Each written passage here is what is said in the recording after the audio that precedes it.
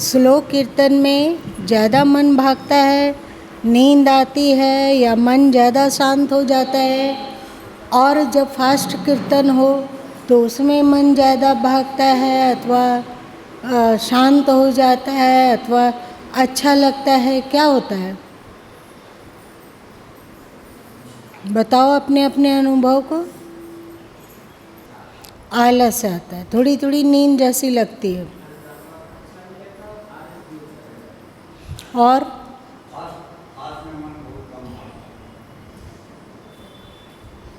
नींद भी नहीं कम आती है। कारण क्या है आप लोग भी बता लो पहले। शांत कीर्तन में मन ज़्यादा शांत होता है, एकाग्र होता है, मस्ती में भर जाते हैं, भक्ति में भर जाते हैं, या नींद आती है। फास्ट कीर्तन में मन शांत होता है कि अशांत होता है, कि मस्ती में कमी आ जाती है अथवा मस्ती बढ़ जाती है, अथवा भक्ति में का उद्रेक अच्छा से होता है, क्या होता है? दोनों का अंतर बताइए। एक प्रश्न और दूसरा ही बढ़िया है, सही है, कि आप कहीं जा रहे हो और एकाएक कोई व्यक्ति तेजी से 500 का नोट उड़ाना शुरू कर दिया सड़क पर, तो उस उड़ते हुए नोट को कैसे पकड़ोगे?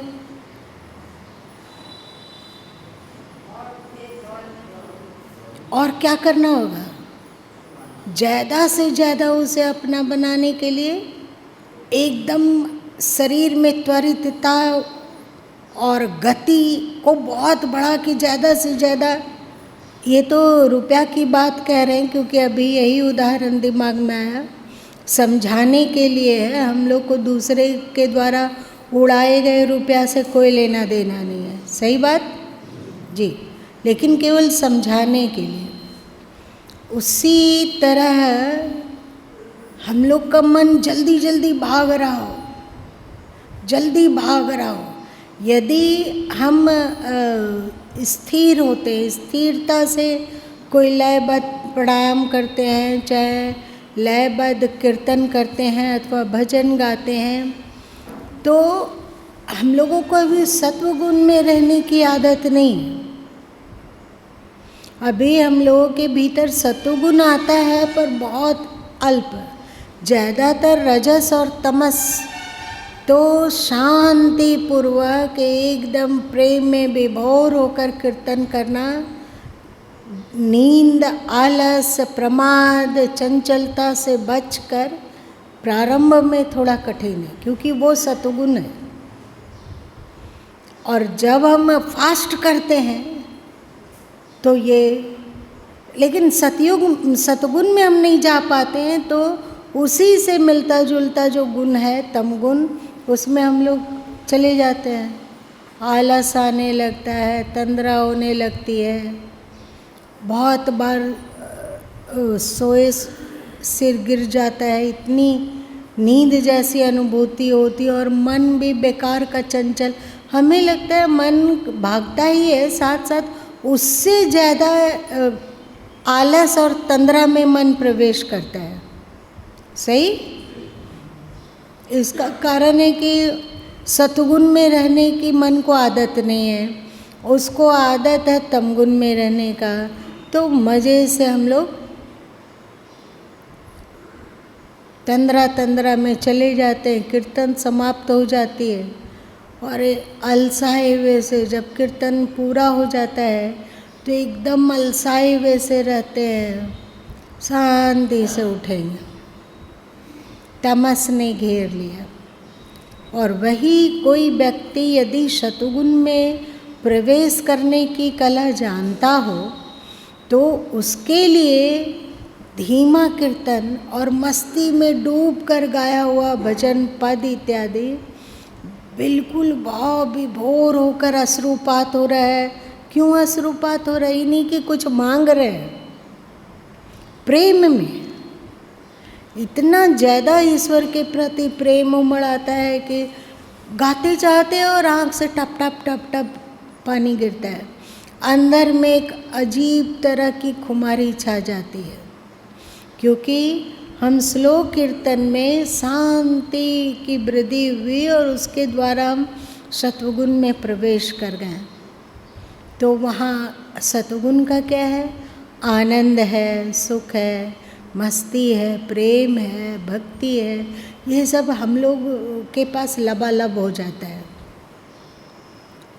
कभी स्लो कीर्तन में ऐसे ही नहीं हाथ उठा देना, सचमुच के आत्मविश्लेषण करके उठाओ कि स्लो कीर्तन में कभी क्या हम लोगों में से किसी का दिल, दिमाग, मन सतगुण में प्रवेश किया है?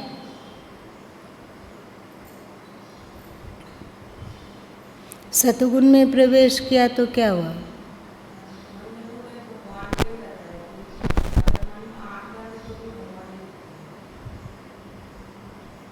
और किसी का डर के मारे नहीं उठा रहे हो क्या कि वो बेकार का खिंचाई होगी, उससे अच्छा जैसे हैं वही ठीक है।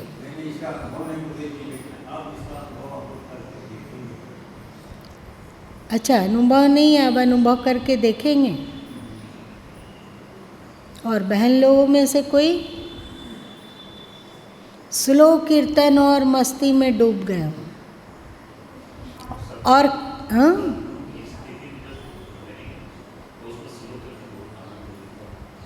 और एक बात, अब बस अपने आप में भी दूसरा कोई नहीं बता सकता है। हाँ, आप यदि धोखा खा जाओ मन से, लगे कि नहीं हम लोग सतगुण में प्रवेश कर जाते हैं, तो अगला यदि कोई जानकार हो और बता सके कि नहीं जितना सतगुण में प्रवेश करना था उतना हुआ नहीं। जैसे एक बार बहुत दिन पहले आप लोगों को गुरु माँ बताए थे कि जैसे ही शब्द आया, नारायण शब्द, क्योंकि अभी हम लोग निराकार में पूरा पाठ नहीं है, निराकार का भी बता देते हैं, पर अभी साकार का सुनो। जैसे ही कीर्तन में नारायण शब्द आया, एक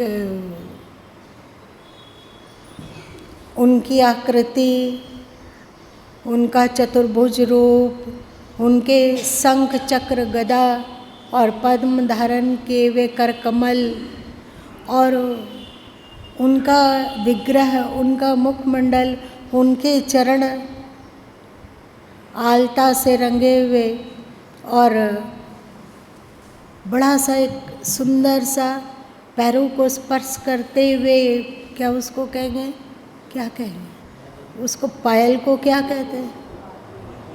हाँ, जो भी नहीं, नुपुर वे नहीं पहनते हैं। और साथ साथ में यदि कुछ और हो तो ये देखा जा सकता है कि वे भक्तराज ध्रुव के सिर पर हाथ रखे हुए हैं। इसको देखने पर एक रोमांच होता है। क्यों? अगर नारायण शब्द का उच्चारण हुआ और इस आकार में, इस आकृति में प्रभु घूमने लग जाए हम लोगों के भीतर, तो रोमांच पैदा होता है। क्यों रोमांच पैदा होगा? यदि वे अकेले तटस्थ होके खड़े रहते तो होता कि जब बड़े बड़े भक्त लोग उनके यहाँ, उनके अंतस में जगह नहीं बना पाए तो हम क्या है। लेकिन जैसे ही होता है कि नहीं, भक्त बालक ध्रुव के सिर पे हाथ रखे हैं, तो संभावना लगती है कि एक दिन हमारे भी सिर पे हाथ रखेंगे। ये सोचाते के साथ कि हमारे सिर पर भी हाथ रखेंगे, कैसा हो जाएगा, कैसा दिल दिमाग होगा? होगा? होगा। इस भावना में डूब के जब यदि कभी कृष्ण शब्द बुला जाए कीर्तन में, तो कृष्ण का कौन सा रूप याद आ जाए? अर्जुन और श्री कृष्ण रथ पर विराजमान है। श्री कृष्ण रथ का सारथित्व कर रहे हैं और साथ साथ में अर्जुन की ओर मुड़ कर देखते हुए गीता का उपदेश कर रहे हैं। इसमें बढ़िया से देखो, कहाँ कहाँ पुलक और कहाँ कहाँ एक अजीब खुमारी, एक नशा, थोड़ा थोड़ा होंठ स्माइल की तरह फैला हुआ है और इधर आँख में साथ साथ में ढप ढप पानी। ये कॉम्बिनेशन।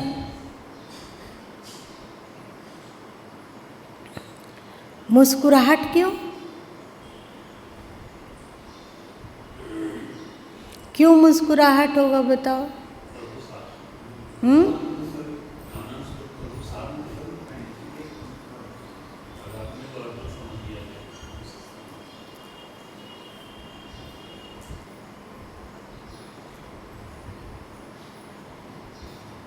एक कहावत है, अभागा सागर गया जहाँ रत्नन का ढेर, हाथ पसारी घोंघा मिला, ये कर्मन का खेल। हम लोग प्रभु साथ हैं, ठीक है। एक बात, उनकी भक्त वत्सलता, कहाँ भगवान और कहाँ भक्त। बैठना चाहिए था रथ में पीछे श्री कृष्ण को और अर्जुन को सेवा करना चाहिए था, रथ हाँकना चाहिए। लेकिन वो कितने भक्तवत्सल है, कितने दयालु है, कितने प्रेमवान है, कैसे दीनानाथ है कि भक्त के हित के लिए वे उसका रथ चलाना स्वीकार कर लिए। यहाँ पर एक संभावना है कि यदि हम अपने जीवन को उनके चरणों में समर्पित कर पाए, अथवा कभी न कभी ऐसा अवसर आ सकता है जब वे हमारे जीवन रथ को हाँकना स्वीकार कर लेंगे। और साथ साथ में रथ चल रहा है तो आगे देखना चाहिए ना। ये तो गलत शिक्षा दे रहे हैं कृष्ण। अब अगर कोई कार ड्राइवर हो और वो सामने ना देखकर पीछे देख के चल रहा हो, पीछे सीट में जो बैठे हुए हैं, तो क्या होगा? क्या होगा? एक्सीडेंट होने का डर रहेगा। लेकिन श्री कृष्ण इन सब को जानते हुए भी परम होश के साथ एक साथ दो काम कर रहे हैं। पीछे उलटकर अर्जुन को भी देख रहे हैं, उपदेश भी दे रहे हैं और रथ भी हाँक रहे हैं।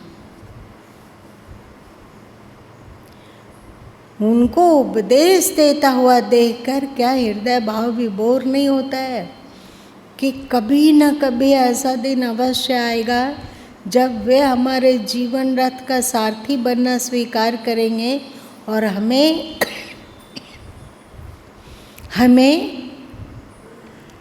सच्चा मार्ग भी दिखलाना स्वीकार कर लेंगे।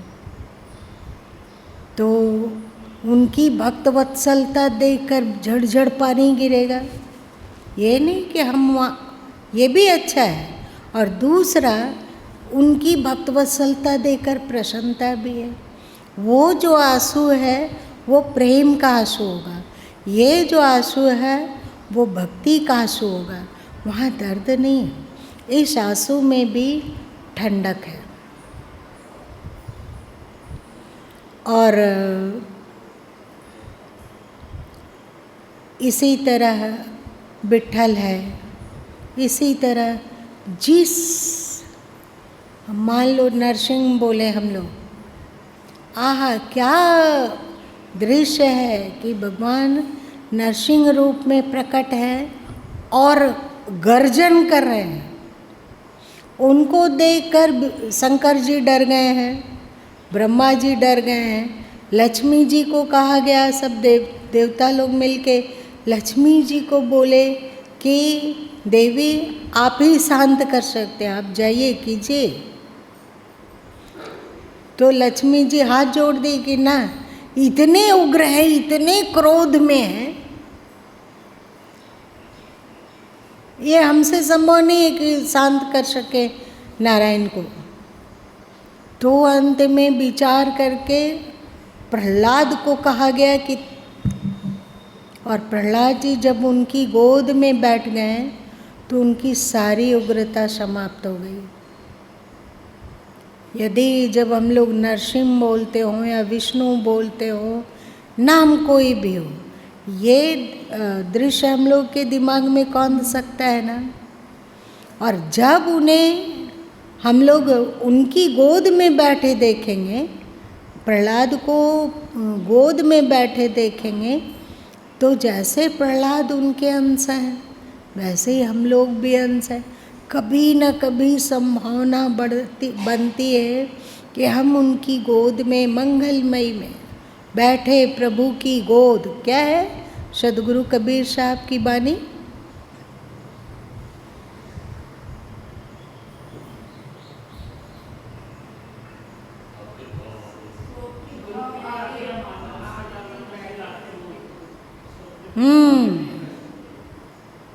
फिर से बोलो।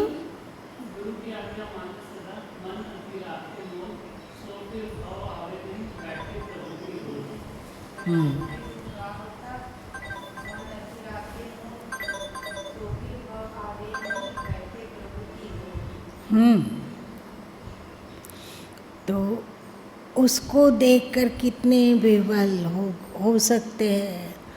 और ये शांत कीर्तन में ज़्यादा संभावना है, क्योंकि शांत कीर्तन में ना समय बहुत है ना। एक जब हम बोल रहे हैं हरि ओम हरि ओम हरि ओम हरि ओम हरि ओम हरि ओम हरि, समय मिला डूबने का।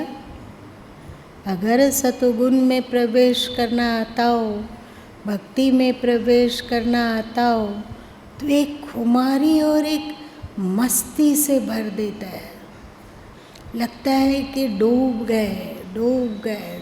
गए, बिल्कुल उन्हीं में डूब गए। और एक बात है,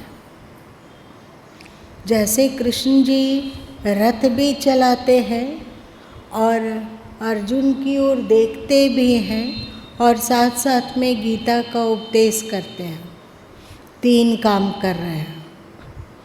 तो एक तरफ शब्द में मन बिल्कुल तल्लीन हो, दूसरे तरफ मन में किसी तरह का विचार आ तो नहीं रहा है, इसको भी हम देख पाते हो, और तीसरे तरफ मन भक्ति में डूबा हुआ हो।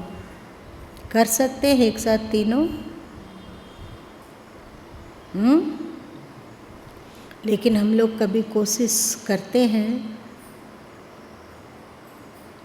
स्लो कीर्तन में मज़े से हम लोगों को नींद आने लग जाती है ना। आपसे सावधान रहना। ठीक है कि बीच बीच में फास्ट कीर्तन हो, जिससे कि जितना ज़्यादा मन चंचल होगा उसको चंचल होने का अवसर ही ना मिले, ये कीमती है।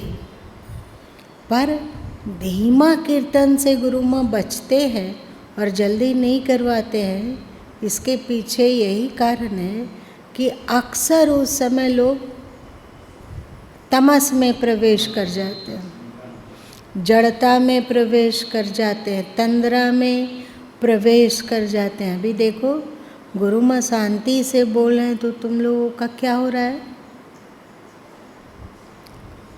शांत होते जाते हैं। तो शांति में प्रवेश करके हम लोगों को सत्व में प्रवेश करने की कला नहीं आती है।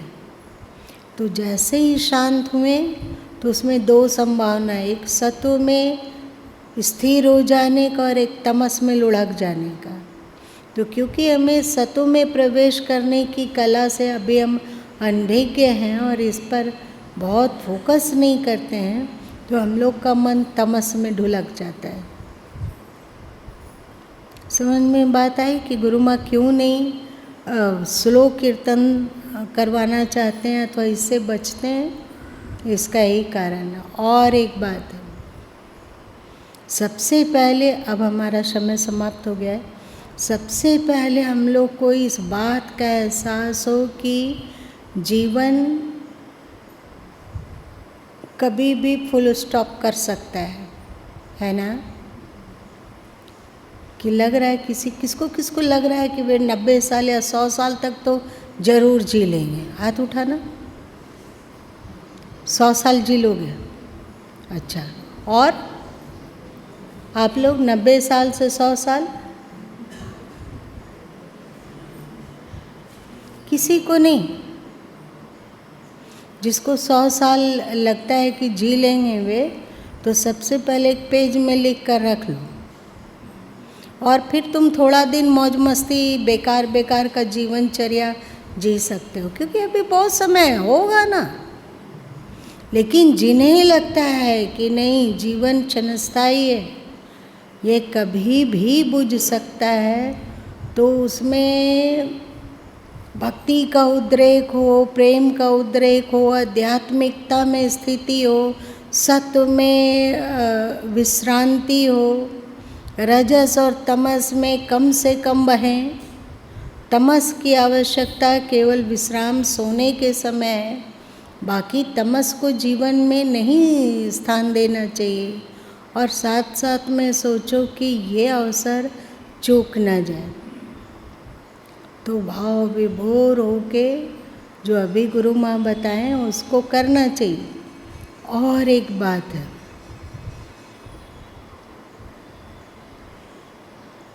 आप लोग देखे हो कि कोई शिष्य कहता है गुरुजी उसे उपदेश करते हैं, तो अक्सर कुछ शिष्य लोगों के मुंह से ऐसा सुना जाता है कि ये तो हम नहीं मानते हैं। किसी को अनुभव है कि ऐसा किसी को बोलते सुने हैं अथवा वो बोले हों? क्या सुना जाता है? वो कितने प्रतिशत लोगों से सुना जाता है?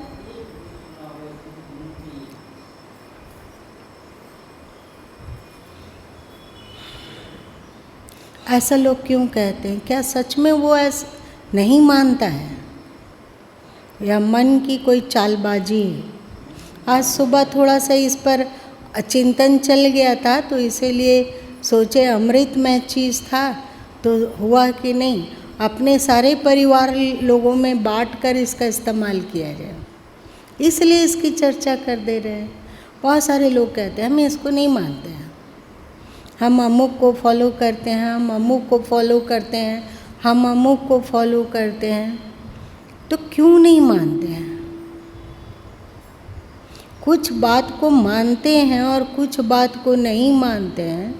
जिस बात को मानते हैं उस पर को वो अपने जीवन में उतारते हैं, और कुछ बात को नहीं मानते हैं तो उसके लिए बेपरवाह रहते हैं। लेकिन ऐसा कैसे हो सकता है कि शिष्य वही है, गुरु वही है, तो एक गुरु में ये क्या हो गया कि एक बात को मान रहे हैं, एक बात को नहीं मान रहे हैं? हम लोगों का मन ठगता है। जो मन को सरल लगता है उसको तो हम मान लेंगे, है ना। और जो बात उनकी कठिन लगती है और लगता है कि उसको अपने जीवन में उतारना बहुत कठिन है, तो हम इस बात को यदि स्वीकार कर लेंगे कि बात को उनको अपने जीवन में उतारना कठिन है, तो ईगो हर्ट होता है कि नहीं होता है? क्या रे कायर बुज़दिल बोलता है कि हम नहीं उतार सकते हैं, कितना इमेज गिरता है। और कितना मज़े से जैसे ही बोलते हैं कि हम इस बात को नहीं मानते हैं, तुरंत क्या हो जाता है, हम और हमारा अहंकार, हमारा ईगो और अधिक प्रचंड होकर तन जाता है कि हम इस बात को नहीं मानते हैं। खाक बोले तुम मन के गुलाम हो, मन तुम्हें दिखलाया है कि इसमें हम बच सकते हैं, तो तुम मन की पूंछ पकड़कर जी हुजूरी कर रहे हो और कहते हो कि हम इस बात को नहीं मानते हैं।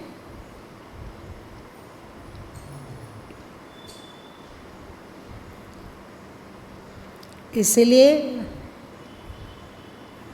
ये बात मत बोलो कि ये बात मानते हैं और ये बात नहीं मानते हैं। बस एक उपाय है कि छठ मेले में जा रहे हो, 3 साल का बच्चा है तो बाप को चाहिए कि उसका हाथ पकड़ के रखे, और यदि 5-6 साल का बच्चा है, 8 साल का बच्चा है, 9 साल का बच्चा है, तो बच्चों को चाहिए कि वो उनकी उंगली पकड़ के चले, अपने बाप की उंगली पकड़ के चले। तो अब हम लोग नवजात शिशु नहीं हैं जिसको कि भगवान हमेशा गोद में उठा के रखेंगे। 3 साल इत्यादि बच्चे को आप लोग उंगली पकड़ के कहीं मेला उला में घुमाने ले जाते हो कि वो आपकी उंगली पकड़े रहता है क्या? हाँ, लेकिन वही बच्चे 11-12 साल का हो जाता है, 13 साल, तो खुद पकड़ता है। तो अब हम लोग नवजात 1 साल 2 साल के हैं नहीं, बताओ हम लोग कितने दिन से सत्संग सुन रहे हैं?